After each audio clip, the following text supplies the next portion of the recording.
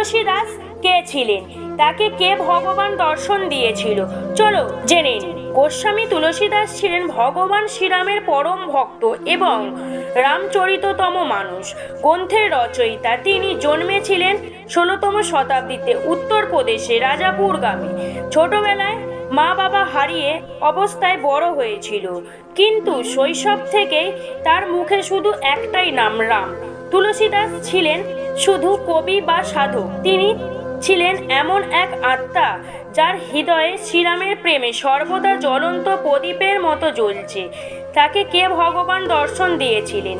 তুলসী দাস একদিন বারাণসীতে অশ্বত্থ বৃক্ষের নিচে বসে শ্রীরামের নাম জপ করছিলেন। তখনই এক সাধু এসে বললেন, যদি তুমি সত্যিকারের রামের ভক্ত হতে চাও, চিত্রকূটে যাও, সেখানেই তুমি তার দর্শন পাবে। তুলসী দাস চিত্রকূটে পৌঁছালেন এবং একদিন ভোরে দেখলেই শুধু দুই রাজপুত্র রাম লক্ষ্মণ তীর ধনুক হাতে সোনালী আভা নিয়ে সামনে দাঁড়িয়ে আছেন।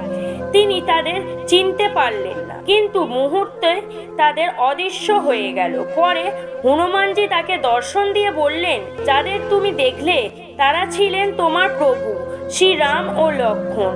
এরপর থেকে তুলসী দাস হনুমানজিকে নিজের গুরু হিসেবে গ্রহণ করেন, আর তার আশীর্বাদ তিনি লিখেছেন রামচরিততম মানুষ, যা আজ কোটি ভক্তদের হৃদয়ে ভগবানের জীবন্ত উপস্থিত। এই রকম ভিডিও পাওয়ার জন্য চ্যানেলটিকে সাবস্ক্রাইব করুন, আমাদের সঙ্গে থাকুন। ভিডিওটি ভালো লেগে থাকলে লাইক, কমেন্ট, শেয়ার করতে ভুলবেন।